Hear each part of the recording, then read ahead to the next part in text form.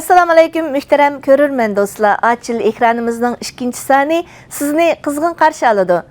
Program riyasatçılık üçün xizmetli boğunumdan intayin hoşalmen. Aldı bilen ekranımızda sizlerni bugün nimelerden haberdar kılmakçımız bir tanıştırıp ötey.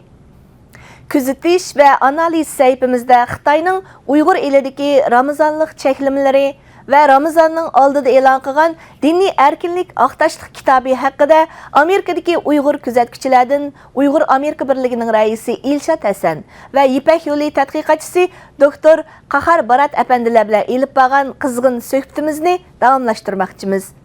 Sayfimizga alayda taklif qilingan bu mehmonlar Xitoyning islom dinining Uyghur elida tarqalish tarixi haqidagi safsatlarga o'tkir va kuchli radiyalar berdi. Suhbatimizga ishtirok qiling.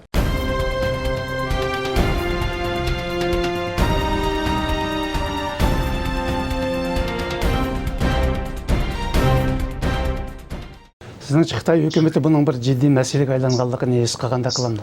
Jiddiy masalaligini his qilganligi aniq.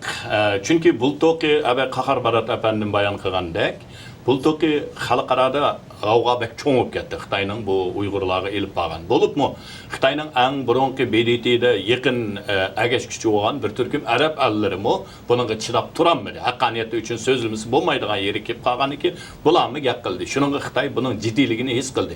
Ammo lekin bu yerda Xitoy bu markaziy hukumati buni his qilib, uningdan keyin buningga bir azroq tadbir qo'llanayli degan maqsadda emas.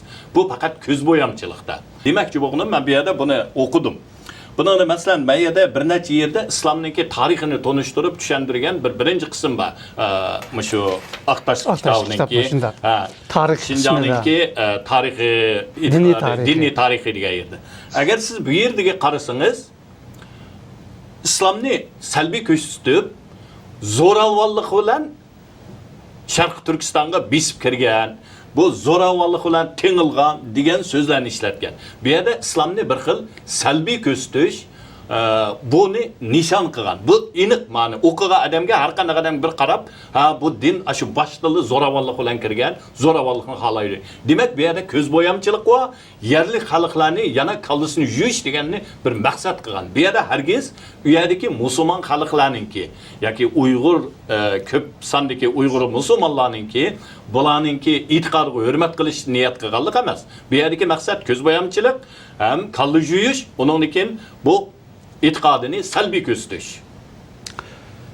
Doktor Qahar Barat apandi endi haqiqatan Aqtashlik kitobning birinchi moddasida Şinjanning, ya'ni Qo'shpashchidagi diniy tarixi haqida xeyli uzun to'xtalgan. Endi biz bilamiz, Uyg'ur rayoniningki diniy tarixini ko'chilsak, bu rayonda ilgari tariximizda bizning nurg'un dillar o'tgan, yashagan, e'tiqod qilgan, ham ba'zi dillar o'zligidan tarixning sepidan chiqib ketdi.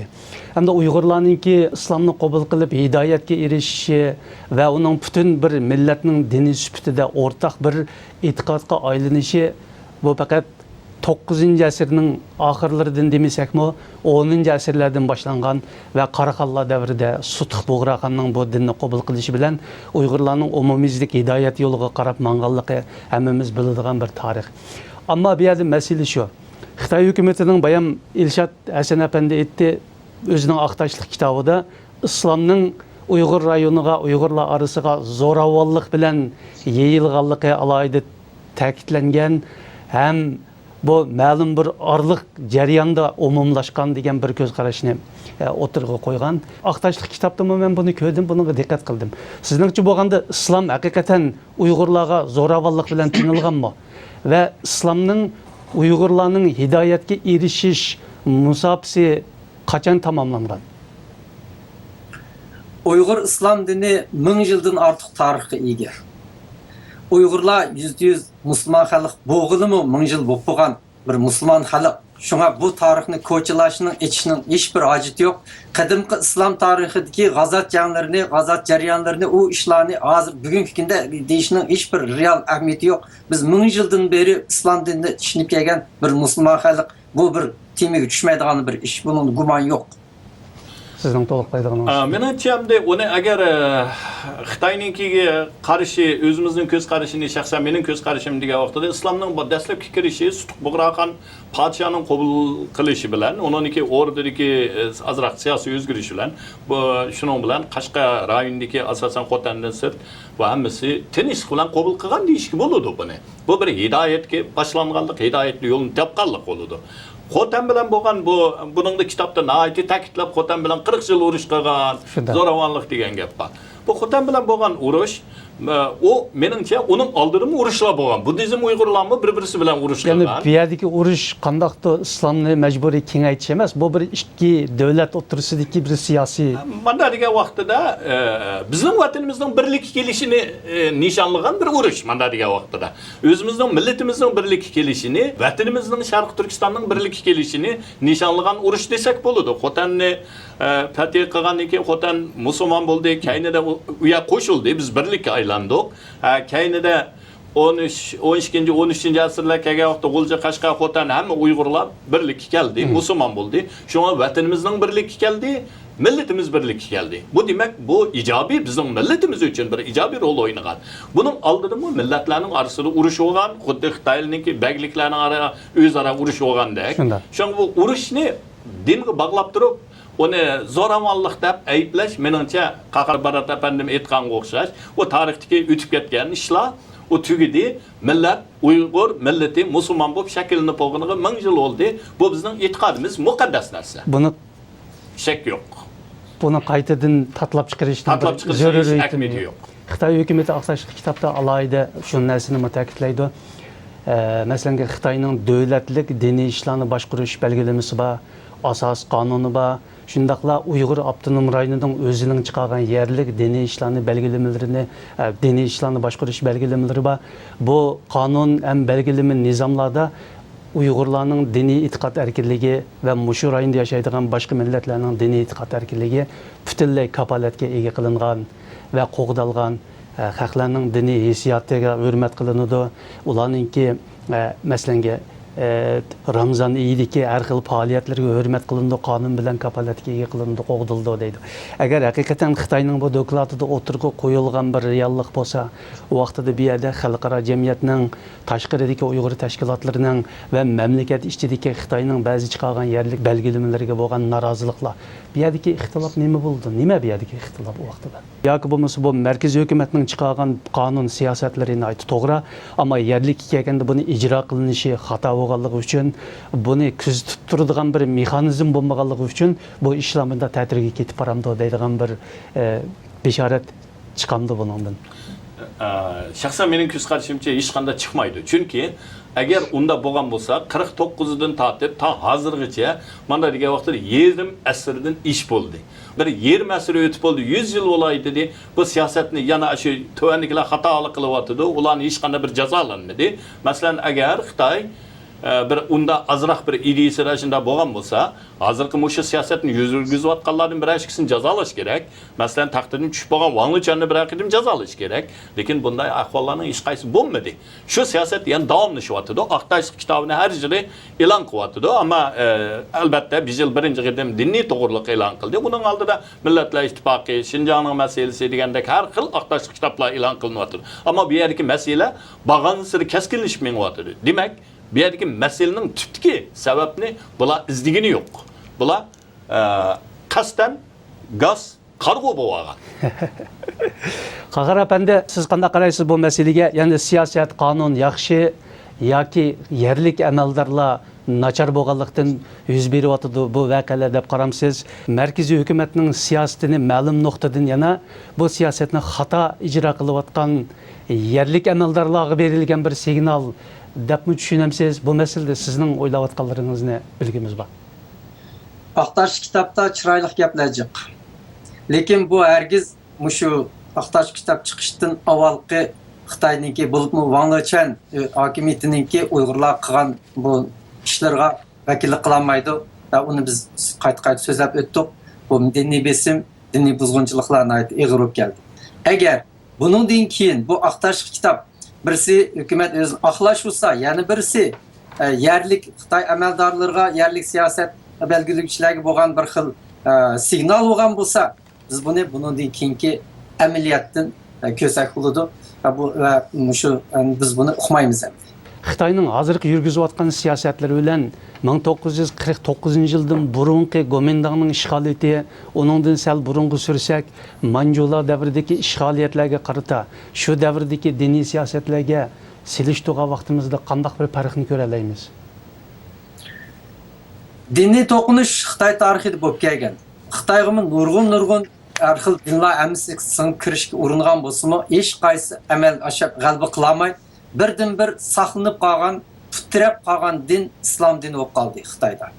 Shu Tang davridan tortib bu islom dini putirab qoldi. Demak, shundan qaraganda Xitoy diyoriga kirgan nurg'un dinlarning ichida islom dinining naqadar kuchli qarshilik kuchiga ega ekanligini Xitoy hukumatı his qilish kerak.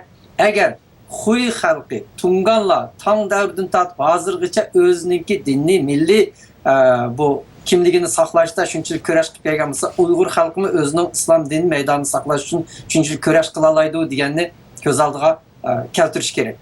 Bu yerda dinninki islom bo'lib, islom dinninki qudratini yaxshiroq tushunib yetish kerak.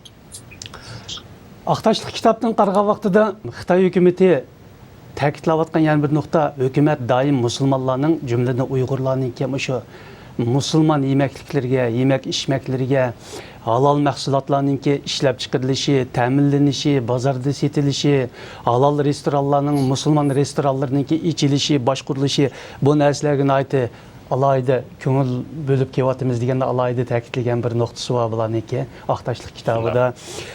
Endi bu yerda shu nuqtami bor, Xitoyda musulmon yemekliklar yoki bo'lmasa halal yemekliklarni normalda hukumat boshqarib keldi. Buni savdo sanoat idoralari, o'lcham boshqarish idoralari hukumat belgilaydi, uning belgilarini hukumat qo'ydi, uning ishlab chiqarish kinishkisini hukumat berdi. Bu yerda shundaq bir takliflar bor.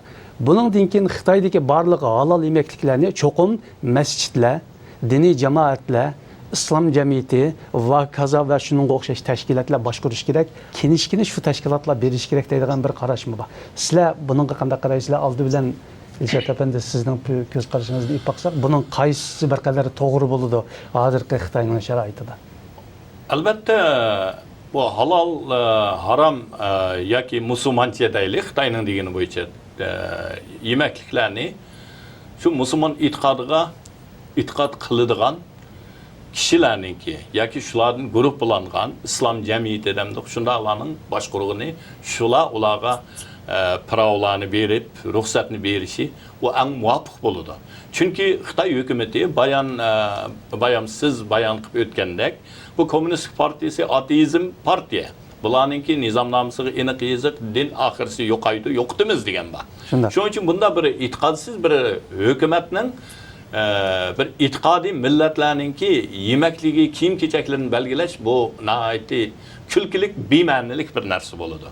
Shuningga albatta shu e'tiqod qiluvchi guruhlar, masalan islom jamiyati bo'lsin yoki masjid bo'lsin yoki imomlar bir guruh bo'lsin, shularning belgilashi eng to'g'ri. Shuningga javob oddiy. Qalini qassob so'yg'ini yaxshi. Uyg'urning temsili bilan esa. Yani musulmonlarning nima yeyishini hukumat emas, musulmonlar o'zlari belgilash kerak. Ha bu yer yana bir narsani qistirib qo'ysam, o'zininki ballarınınki işçidiğen süt parışıgınınki bexatarligi kapalat kılanmagan hükümetten Müslümanların tamığını yemekliklerininki halallığı kapalat kıl degan o texmi bema'nilik, ahmaqanlik. Qahar apandi, sizce nima uchun Xitoy hukumatı musulmoncha degan terminni ishlatadi-yu, ammo halal degan terminga bak nozik muomala qiladi. Hozir bizninki bu Xitoydagi halal tamoqlarni Xalqaro islom tashkiloti Saudiya Arabiston avatgan halal tamoq komissiyasi tugul o'z mushu davlat ichida aqallisi mushu islom tashkilotining masjidlarning bularninki nazoratini o'tkazishimi kashki nayt yaxshi bo'ladi. Bo'libmi Xitoyda hozir yolg'on tamoq yasash, bu yemek içmek içindeki bu yalg'on yavdaqlar, zaharlik narsani setish nayt egilib ketdi. Birdan-bir Xitoy xalqimi o'zimiz sezdi. Birdan-bir ishashlik tamoqlarning birisi halal deb mushtaq biladi. Ham mushtaq kelganda biz o'zimizning halal tamoqlarimizning haqiqatan halalligini yaxshi saqlab qolishimiz uchun boshqa davlatlar qanday ishlar tajriba bilan ishlatgan bo'lsa, bu Xitoymi shularni qarab o'rganib, buni qilsa hech qanday ta'sir ish emas. Yani bir narsani qo'shsam, hamda halol degan nima uchun Xitoy qochidi deganda, halol islomda halol harom Allohninki Qur'on bilan belgilangan, mana deganda. Shuning uchun buning ichidagi halol harom musulmonlar uchun bu faqat tamoqlar emas.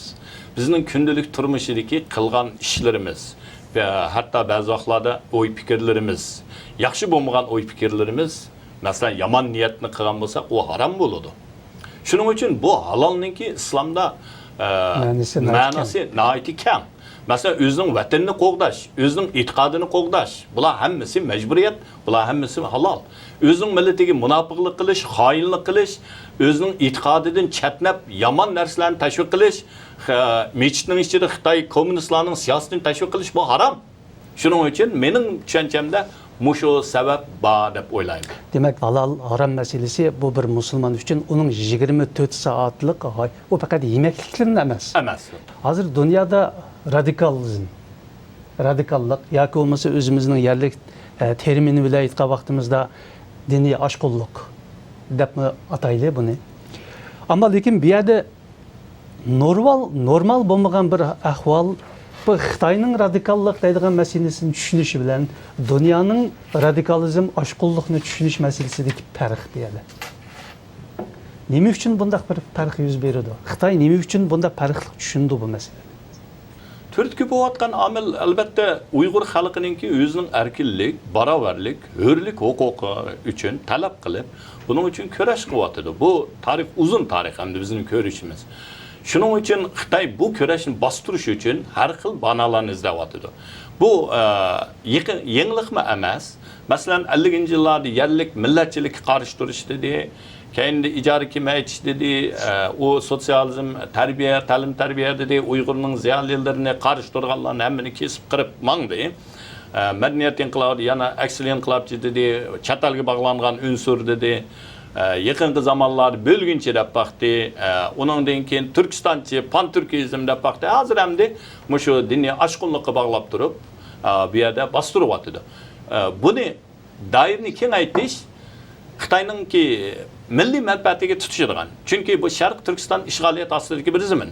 Bu yerni o'zininki iqtidorchiligini saqlab qolish uchun bu yerdagi xalqning qarshiligini yo'qotish kerak. Bu xalqning qarshiligi har qanday bir xalqning qarshiligi chiqqan bir ideologiya bilan ilib berildi. Uyg'urlarda o'zimiz musulmon bo'lganligimizdan islom bizning o'sha ideologiyamiz. Hatta hozirgacha Abay Qahar Barat apandim bayonida aytganga o'xshash Uyg'ur hozirgacha asılmasıya bo'lmay saqlanib kelishdagi eng halqiliq masala negiz naq shu islom e'tiqodimiz. Shuning uchun Xitoy butun vujudi bilan buni qarshi turdi. Bu yerda bir narsani, o'sha Xitoyninki o'zininki Aqtashlik kitobida masalan bu deydi diniy oshqullik insoniyatga qarshi, jamiyatga qarshi, madaniyatga qarshi, e'tiqodga qarshi deydi. Bu Xitoy kommunizmiga o'xshash mushu so'zlarni nima qilsak, Xitoy kommunistiga taz muvofiq keladigan bir bayon amaliyotda. Bu so'zlarni o'rsak, o'ziga tatbiqlashga o'ziga tatbiqlashga nihoyatda muvofiq. Kommunizm ideyasi insoniyatga qarshi. Bu masalan Xitoynikini elib etsak, ocharchilik qilib keldi, madaniyat inqilobi, qirg'inchilik qilib keldi, uning oldidagi ishga urishini o'zini qirdi. Jamiyatga qarshi desak, butun ota-ona bilan bolalarni bir-birisiga so'qsaldirdi. Madaniyat inqilobida hozirgacha uni yeb beryapti. Bu mu jamiyatga qarshi, madaniyatga qarshi deganimiz mechitlarni chaqdi, Xitoyning o'zining butxonlarini chaqdi, kitoblarni ko'ydiryapti. Hozirgi zamon eng oldidagi ko'z qarashlarni cheklayapti. Bularning hammasi madaniyatga qarshilik. E'tiqodga qarshi degan vaqtda kommunizm o'zininki kitobiningki, marksizmninki, mashoniminiki, kommunist partiyaning nizomnomasida dinni yo'qitimiz degan, buning aniq yozilgan, islomniki hech qachon bir nimani yo'qitimiz degan boshqa yo'q bu. Demak, bu o'ziga tabliqlashga eng yaxshi. Hürmetlik görürmenler, nəhayət köp rəhmət. Yuqorida Amerika Uyğur Birləşməsinin rəisi İlşad Həsən əpəndi, həm bizning İpək Yolu Mədəniyyət tədqiqatçısı doktor Qahar Barat əpəndi bilan ipağan Uyğurlarning dini erkinlik məsələsi haqidagi söhbətimizni gördüңlər. Kelər həftə görüşkəcə aman bolаңlar. Xeyri xoş. Sizlərə köp rəhmət İlşad əpəndi, Qahar əpəndi. Sizga rahmat. Ko'rguvchilarninki muborak Ramazoniga muboraklayman. Xayrli Ramazonlar. Xayr Xo'sh. xo'sh. Xo'sh. Muaciratdagi Uyg'urlar uchun Ro'za Ramazon va boshqa diniy hamda milliy bayramlar bir yerga jam bo'ladigan, ijtimoiy hayotda ma'nolarga to'ladigan sarxil faoliyatlar ilib beradigan chog'lar. Amerika poytaxti Washington va uning atrofidagi Uyg'ur jamoati bu Ramazon boshlangandan buyon ikkinchi qitim o'pchi iftorlik faoliyati ilib bordi. Ularning bu qitimliq faoliyatiga Uyg'ur birligi nomida qurilgan yoshlar futbol komandasining yaqinqi g'alabasini tabriklash va bu yosh futbol azimatlariga ilhom berish sabab bo'ldi. Sizlarni ekranimiz orqali Amerika Uyg'ur birligining bu iftorlik faoliyat so'riniga boshlab bormoqchimiz. شهر رمضان الذي أنزل فيه القرآن هدى للناس وبينات من الهدى والفرقان فمن شهد منكم الشهر فليصم ومن كان مريضا Amerikaning poytaxti Washington va uningga qo'shni rayonlardagi Uyg'urlar Amerika Uyg'ur birlashmasi uyushtirgan Ramazon oyidagi tunji qatimliq kollektiv iftor faoliyatiga jam bo'ldi. Do'stlik va Uyg'urlik muhabbatiga to'yingan bu faoliyatda Uyg'urcha taom va samimiy Ramazonlik tilaklar faoliyatga ishtirok qilgan hammalarni suyundirdi. Yaqinqi yillardan buyon Amerikaga har xil yo'llar bilan ko'chib kelayotgan Uyg'urlar sonining oshib berishiga ergishib, Amerikaning poytaxti Washington va uningga qo'shni har qaysi shaharlar Uyg'ur muhojirlari bir qadar markazlik o'rinlashgan rayonlarning biriga aylandi. To'liqsiz ma'lumotlarga qaraganda, Washingtonni markaz qilgan Virginia va qo'shni shtatlarda 2000 ga yaqin Uyg'ur jamoati o'ltiraqlashgan bo'lib, mazkur Uyg'ur to'pliqining jamoatchilik ishlari mo shuningga mos holda muhim faoliyat kun tartiblaridan o'rin olishga boshladi. Bo'libmi texi yaqinda o'tkazilgan Amerika Uyg'ur birlashmasining 8-qurultiyi va rais saylimida jamoatchilik ishlarining alohida muhimligi ta'kidlangan edi. Mana shu jamoatchilik ishlarining tunji qadami sifatida Amerika Uyg'ur birlashmasi 11-iyun kuni Washington rayonidagi Uyg'ur oilalariga Ramazon oyidagi tunji qatimliq iftor ziyofati uyushtirdi. Amerika Uyg'ur birlashmasining raisi Elshad Hasan bu vaqtda to'xtalib, mushundaq bir faoliyatning chet ellarda hijrat va vatansizlik iztirobida yurayotgan Uyg'ur jamoati uchun o'zaro birlik va ittifoqlikni texmo mukammallashtirishda zo'r ahamiyatga ega deb qaraydiganligini bildirdi. Bo'libmi bu hijrat yurgan Uyg'urlarniki bir yerga kelib birga iftor qilish bu birinchidan o'zimizniki musulmonlik qarindoshligimizni kuchaytiramiz, ikkinchidan o'zimizniki Uyg'urlarning birligini kuchaytirish. O'zimizningki chet elda bir-birimiz bilan yar yulak bo'ladigan mustaq diniy ulug' oylarimizda birga bo'ladigan mehmondo'stlik, qarindoshlikni yetkazadigan bir milliy an'anamiz ham aqidamizningki tipik bir ifodalash bir kunlar bo'ldi. Bu qadimliq iftor faoliyati Virginia shtatining Fairfax shahridagi Amerika Turkiya do'stlik jamiyatining zalida o'tkazildi. Faoliyatga oila bo'yicha ishtirok qilgan Uyg'urlar va ularning farzandlari bir qadimliq jam bo'lish faoliyatining huzurini surgach birlikda eg'iz ochdi. Shuning bilan birga jamoat bo'lib sham namozini birlikda o'qidi. Alhamdulillahi robbil alamin arrohmanir rohim maliki yawmiddin. Arliqdagi dam elishda Amerika Uyg'ur birlashmasining yangidan saylangan hay'at a'zosi Mehray Manteli ziyoratimizni qabul qilib, bu faoliyatning Washington atrofidagi Uyg'ur oilalari uchun, bo'libmi ayollar va xonim qizlar uchun bir qadimliq Ramazonlik jam bo'lish bo'ladiganligini, o'zining buningdan nihoyat suyunganligini bildirdi. Bir ayning ichida 4 qatimliq iftor bo'ldi har shanba kuni. Hammadan biz xush bo'lganimiz bugun didor g'animat. Biz Uyg'urlar jamoat bo'lib shakllanib, tashkillanib bir yerda o'ltirib, usturani mung'ishib, birga tomoq yeyishni yaxshi ko'ramiz. Shu munosabat bilan hammamiz vatandoshlar, qarindoshlar kelibdi. Yaxshi bir iftor bo'ldi. Ro'z tutganlar, og'izlarini tabriklaydi, bir-birini Ramazonlarni muboraklashdi. Vatandoshlar, qarindoshlarga o'z salomlarini yo'lladi. Amerika Uyg'ur birlashmasining hay'at a'zosi Jur'at Obul bu vaqtda to'xtalib, Washington va yaqin atrofdagi Uyg'ur oilalarining bu xildagi faoliyatlarga qatnashib berishining Amerika Uyg'ur birlashmasining kelgusidagi xizmatlarining texmi yaxshi ishlanishi uchun hassa qo'shqonlik bo'ladiganligini tilga oldi. Endi biz bir jamoat, bir top bo'lganimiz uchun va yoki hamda bir diniy e'tiqod bo'lganimiz uchun mustaqil faoliyatda birga bo'lishimizni hamda boy gap bo'ldi. Bu Ro'za Ramazon oylari faqatla e'tiqod uchun emas, qanday yaxshi ish bo'lsa tan qilish uchun kan degan bir gap bo'ldi. Men buning qo'shilaman. Qanday yaxshi ishlar bo'lsa biz o'rtoqlashsak degan umid. Amerikadagi Uyg'ur jamoatiga tanishliq bo'lgan Uyg'ur ziyolisi Roshan Abbas vatandagi Ramazonlik cheklimlar haqida turli xabarlar ma'lum bo'layotgan navbatdagi ahvolda bu qatimqi yig'ilishning o'zi uchun xushalliq bo'lgan bo'lsa-mu, vatandagi Uyg'ur qarindoshlarining Ramazonlik ahvoli o'zining ko'nglini yerim qiladiganligini bildirdi. Ham vatandagi shundaq ig'ir sharoitda Ramazonda ro'za tutayotgan shu bizniki an'anaviy diniy urf-odatimizni e'tiqodimizni davom qilib ketib olgan butun qarindoshlarga Ramazon oyida duolar, tutgan ro'zalar Alloh qabul qilsin. Hamma ishlarning osonlik bo'lishini Allohning vatandagi qarindoshlarimizga, Taylanddagi va boshqa yerlardagi muhojirat yashayotgan musofir qarindoshlarimizga ishlarini texmo o'ngishli, oson, muvaffaqiyatli qilishini tilakdoshman. Uyg'ur jamoati uchun tayyorlangan iftor faoliyatida yana bir turlik muhim mazmun sifatida o'rin olgani Washington DC Uyg'ur birligi futbol komandasining Nusrat Quchib qaytib kelganligini tabriklash bo'ldi. Ma'lum bo'lishicha, 27-may kuni Los Angeles shahrida boshlangan 2-navbatlik Uyg'ur Amerika Lonqisi futbol musobaqasida Washington DC Uyg'ur birligi komandasi musobaqaga qatnashgan 6 komandachidan uzib chiqib, chempionlikni qo'lga keltirgan hamda o'zlarining eng yaxshi futbol komandalarining biri ekanligini yana bir qator namoyon qilgan. Mazkur xabar har qaysi ijtimoiy taratqularda tarqalib, Amerikadagi Uyg'ur jamoatini yana bir qatim suyundirgan voqealarning biri bo'lib qolgan edi. Virginia va uningga qo'shni rayonlardagi Uyg'ur farzandlaridan tashkil topgan mazkur komanda yillardan buyon o'zlarining jafoliq mashqiga yarasha izchil yaxshi natija olib kelayotgan bo'lg'achqa Amerika Uyg'ur birlashmasi bu qatimqi iftor faoliyati jarayonida o'zlarining futbolchi azamatlarini texmi yaxshi natija yaratishga rag'batlantirishni qaror qildi. Assalamu alaikum. Ismim Muradim Umar.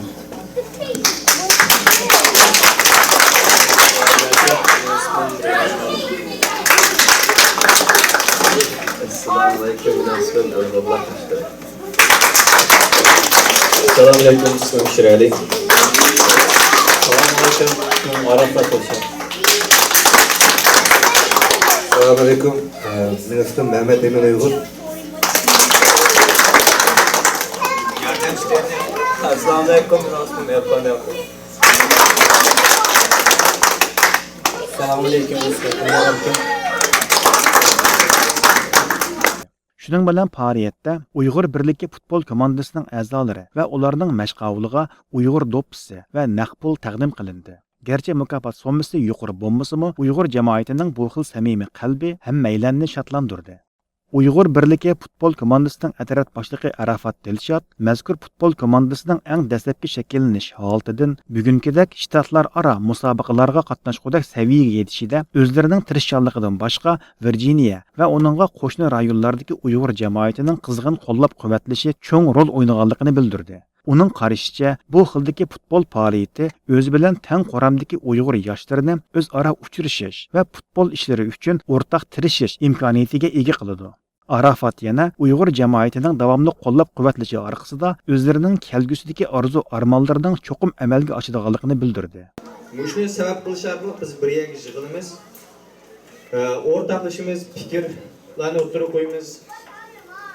Ko'ngillik musobaqalarni o'ynaymiz. Hozir dunyoda Uyg'urlar mush vatanlikka bo'layotgan zulmlar tufaylidan hamma yerga tarqalib chiqilyapmiz. Dunyoning hamma yerida Uyg'urlar bor hozir. Ham bu nüfusimiz bundan keyin aşağıya o'tiraqlayotgan Uyg'urlarning soni qarab ko'payib boradi.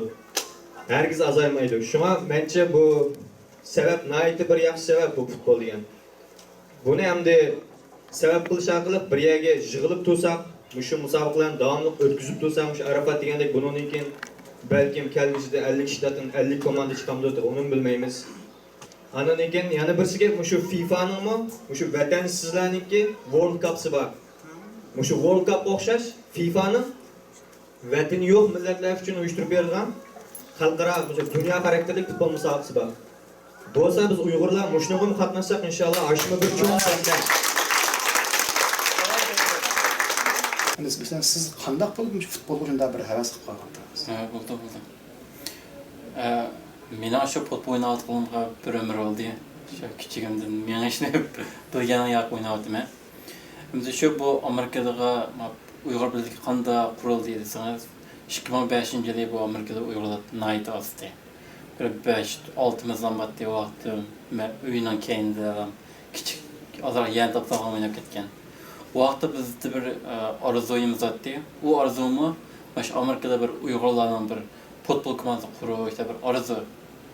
Andaki maç yıllar ötken seri bu Amerika Uygurlar çıkargan seri bu arzu amelga başladı diyor.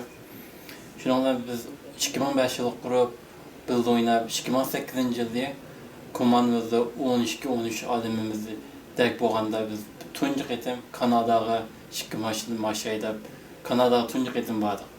O yerge berip Kanada'daki Toronto gençlerde Uygurlarla görüşüp inak ötüp dostlaşıp çıraylık musabık oynayıp qaytıp geldi. Aş tuncu kadem bilen andikin Xudayımның bergen yolundan yolumuzu içilip ketdi. Uyghur Birligi futbol komandasining mashg'avuli Jur'at Zoir bu qatimqi Uyghur Amerika Lonqisi futbol musobaqasining sohibxonligini ustiga olgan Kaliforniya shtatidagi Uyghur jamoatining har jihatdan zo'r tirishchanlik ko'rsatganligiga alohida tashakkur bildirdi.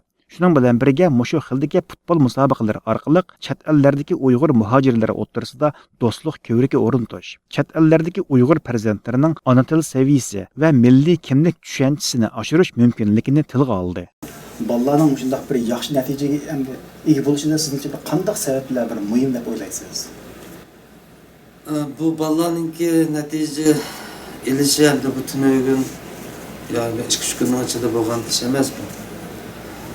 Bu Virginiyadagi bu komanda shu bolalarning oldi yig'ilib, men bu o'g'li 8 yil, 10 yil bo'lib qolgan komanda.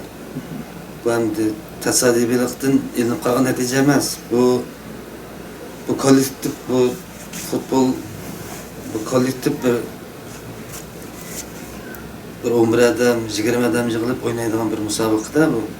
Bunun davomli bu bolalar o'zaro bilib turib necha yil natijasi bu.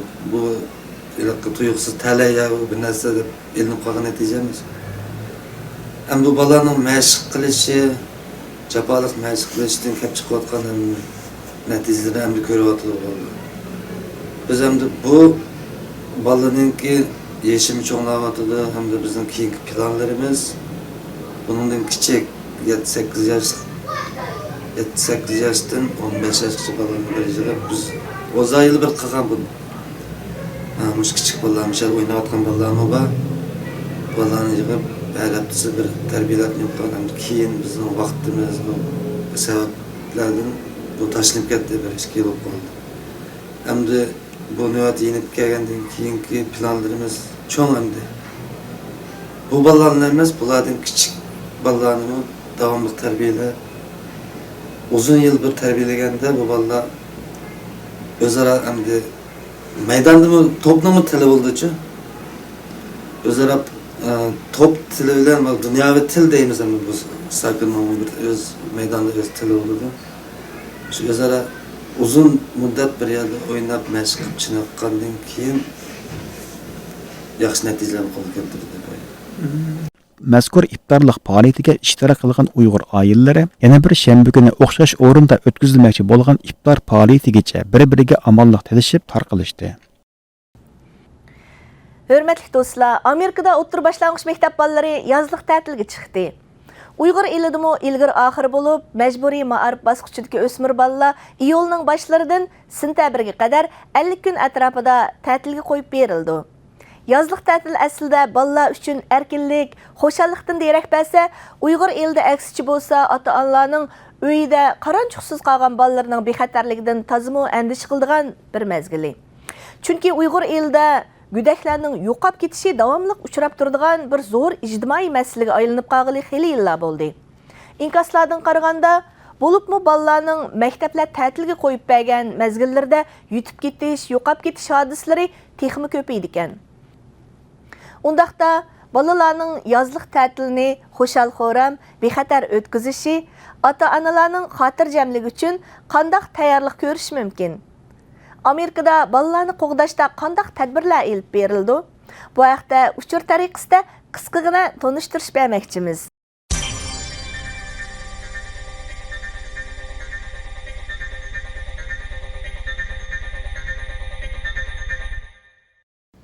Bala o'g'irlash har qanday davlat, har qanday jamiyatdagi qabih jinoyat sanaldi.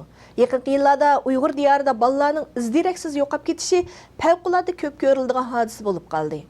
Buningdan 2 yil avval 7 yosh vaqtida Dörilbijin noyisdagi o'z qo'rusi oldida o'ynab etib yo'qolib ketgan, uni izlash e'lonlari har qaysi joylarni qoplagan bo'lsa-mu, hozirgacha izdirga bo'lmagan Suriya Asqat ana shu baxtsizlik uchirgan balalarning biri. Suriyani izlashni bir kunmi to'xtatib qo'ymagan sabrlik ana, o'ziga o'xshash balasini yo'qotgan ota-onalarning hukumatdan balalarning bexatarligini qo'g'dash, odam bediklarining qo'liga tushib qolishdan saqlanishning muvofiq tadbirini elishni kuchli talab qilayotganlarning biri. Ota-onalarning yutib ketgan balasi uchun qanchalik azob chekayotganligini tasavvur qilmoqdasiz.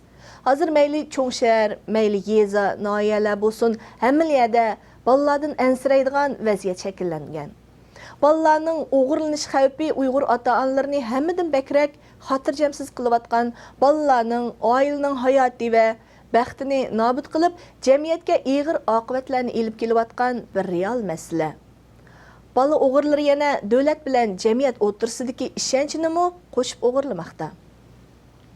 Balalarning yo'qolib ketish masalasi haqida to'rda e'lon qilingan maqolalarda ko'rsatilishicha, Xitoyda yilga 200 mingdan ortiq bala yo'qolib ketadi ekan.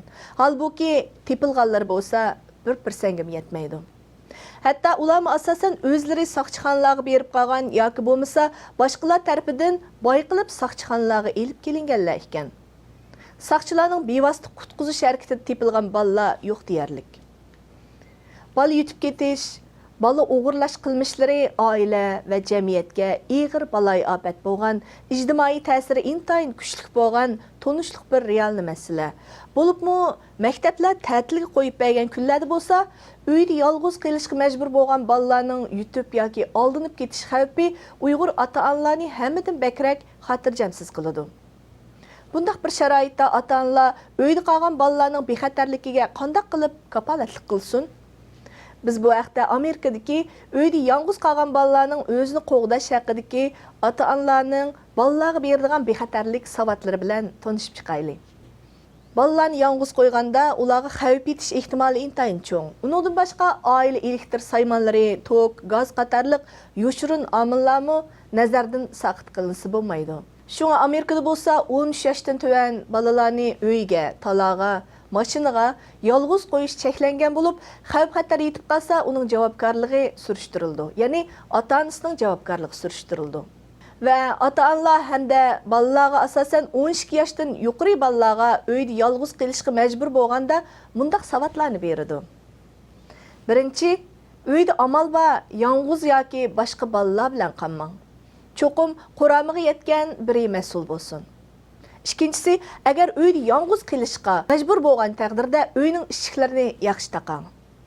Uchinchisi, boshqalarga eshik ochib bermang. Eshik urgan hatto siz tanishadigan biri bo'lsa-mu. Telefonga javob bermang va hech kimga o'zingizning uyda yolg'iz ekanligini aytmang. Xatarlik ahvolni sezgan aman soqchiga darhol telefon qiling va yordam so'raydigan ishonchlik qo'shni yoki kishilar bo'lsin. 6-chi, hargiz yolg'iz talada o'ynamang. 7-si, notanishlar sizga yeydigan, ichadigan yoki o'ynaydigan bir nimalarni tutganda hargiz qabul qilmang. 8-si, tonimaydigan kishilar va avtomobillardan yiroq turing. 9-si, agar notanish biri sizni tutmoqchi bo'lsa, ovozingizning boricha vaqirab yordam so'rang. 10-si, ota-onangizdan beso'roq hech yerga ketmang. Unutmang, balalarning hayoti bexatarligi, oilalarning, jamiyatning baxti va bexatarligi. Balalar bizning kelgusimiz. Ularning xo'shalligi bizning baxtimiz. Ularga ko'ngil bo'lish hammamizning insoniy burchi. Oxirda haftalik muhim xabarlar saytimiz orqali Erkin Asiya radiomizda Uyg'urlarga doir berilgan muhim uchur va ma'lumotlarimizdan qisqacha xabardor qilamiz.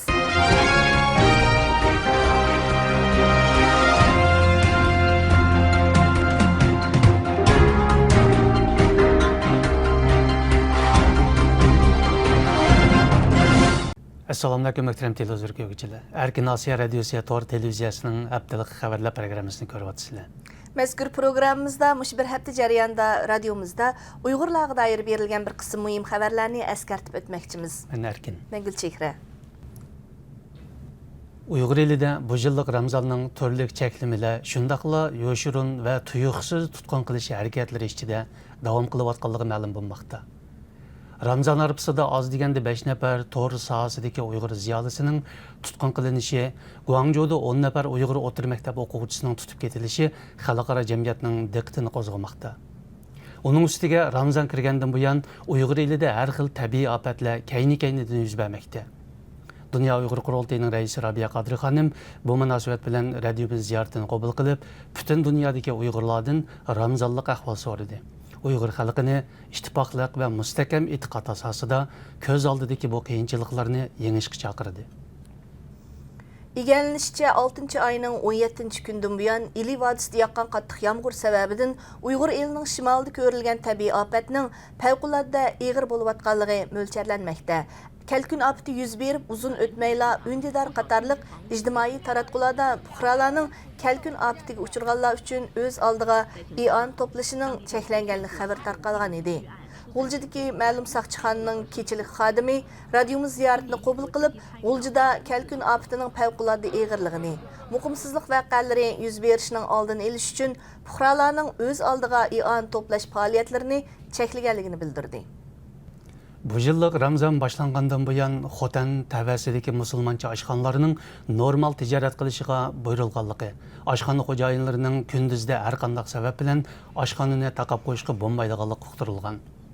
Xitoy hukumati bu yillik Ramazon arifasida Xinjiangning diniy erkinlik ahvoli nomli aqtashli kitob e'lon qilib, Uyg'ur avtonom rayonidagi musulmonlarning diniy e'tiqod erkinligi to'liq kafolatga ega qilinganligini jakalagan edi. Halbuki radiomizning Xotan viloyatidan egallagan ma'lumotlari Xitoy hukumatining atalmış aqtashli kitobidagi bayonlarining chiroyli iboralarga to'lgan qog'oz yuzidagi siyosiy tashviqotdan boshqa narsa emas ekanligini oshkor qilmoqda. 6 ayının 9 günü dairlərinin Guangzhou şəhərlik 75-ci o'rta məktəbinin Xinjiang sınıfında oxuyduğan 10 nəfər Uyğur oxuğucunu tutqun qılğanlığı aşkarlandı. Adukat Tang Əpəndinin Guangzhou şəhərlik birinci tutub duruş orundan elib çıxan məlumatına qaraganda tutqun qılınğan 10 nəfər Uyğur o'rta məktəb oxuğucusunun həmmisi terror gumandari sübtida tutub turulmaqda ekan. Ma'lum bo'lishicha 10 nafar tutqunning 8i o'g'il, 2si qiz o'quvchi ekan. Halbuki Guangzhou shaharlik saqchixonalar bu haqda tafsiliy ma'lumot berishni rad qildi. Dünya Uyghur Qurultayı'nın baş katibi Nurmehmet Musabay bu haqda jiddiy inkos qaytirib, Guangzhou saqchi doiralari tutqun qilgan 10 nafar Uyghur o'quvchining taqdiridan qattiq andish qilayotganligini bildirdi. 20 iyundagi Dünya Musafirlar kuni Washingtondagi Uyg'ur kishilik huquq qurilish tashkiloti bayonot e'lon qilib, Tailandda tutib turilayotgan Uyg'ur musofirlarining xalqaro kishilik huquq qonuni bo'yicha 3-bir davlatga bexatar yerlashtirilishini talab qildi. Uyg'ur kishilik huquq qurilish tashkiloti bayonotida Tailandda tutib turilayotgan Uyg'ur musofirlar agar Xitoyga qaytarilsa, ularning turmaga solinish, tan jazosiga uchrashda qismatlarga duch kelganligini ogohlantirgan. Egallanishicha hozir Tailandda tutib turilayotgan Uyg'ur musofirlar 70 dan ko'proq bo'lib, radiomiz ularning Ramazon arifasida ochliq e'lon qilganligi to'g'riliq xabarlar bergan edi. Aldın qatda Qashqar Konishə nayisining Avat yezisida o'ltirishliq 72 yoshlik Nuriman Xon ana saqchi doiralarining tinimsiz so'roq savollari va taqiblariga chidamay radiomiz orqali o'z dardini dunyoga anglatgan edi. Bu xabar dunyoga oshkor bo'lgandan keyin xalqaro taratqularda ulab besilib kuchli inkos qo'zg'agan. Halbuki yerlik saqchi doiralari o'ch elish xarakterlik tadbir qo'llanib 22 iyun kuni 72 yoshlik Nuriman Xon ananing cho'ng o'g'li Mehmet Azizni o'z uyidan tutib ketgan. Nuriman Xon ana bilan uning Norvegiyada turishliq o'g'li Turg'unjon Ahmad bu voqeani dalillagan bo'lsa-mu, ammo Avat yezisidagi yerlik doiralar bu haqda ma'lumot berishni rad qildi. Muhtaram televizor ko'ruvchilar, yuqorida Erkin Osiyo radiosi to'r televiziyasining haftalik xabarlar programmasini ko'rdingiz. Kelar hafta ko'rishaylik. Xayr xo'sh. Xayr xo'sh. Hürmetli tomoshabin do'stlar, bugungi ochil ekranimizni mush yerda oyoqlashtirmoqchimiz. Ekranimizdan ozg'ina ilhom yoki manfaat olgan bo'lsanglar, ekranimiz uchun ter to'kkan, ekran oldi va keyinda sizlar uchun xizmat qilgan barliq operator, texnik muxbir va tahrirlarimizning hardiga chiqqan bo'ladi. Nazarni bizga qaratgan ixlosmanlarimiz va programmamiz qatnashgan takliflik mehmonlarimizga ochil ekranimizdagi barliq xodimlar nomidan tashakkur bildiraman. Qani aziz do'stlar, sizlarni kelar hafta ochil ekranimizda kutamiz. Xayr xo'sh. Aman bo'lgaysizlar. Açılaydaydı açıl Yâre başka saçılaydaydı açıl Yâre başka saçılaydaydı açıl Yarneki bu diye açıl Yâre tenge yam şeydeydi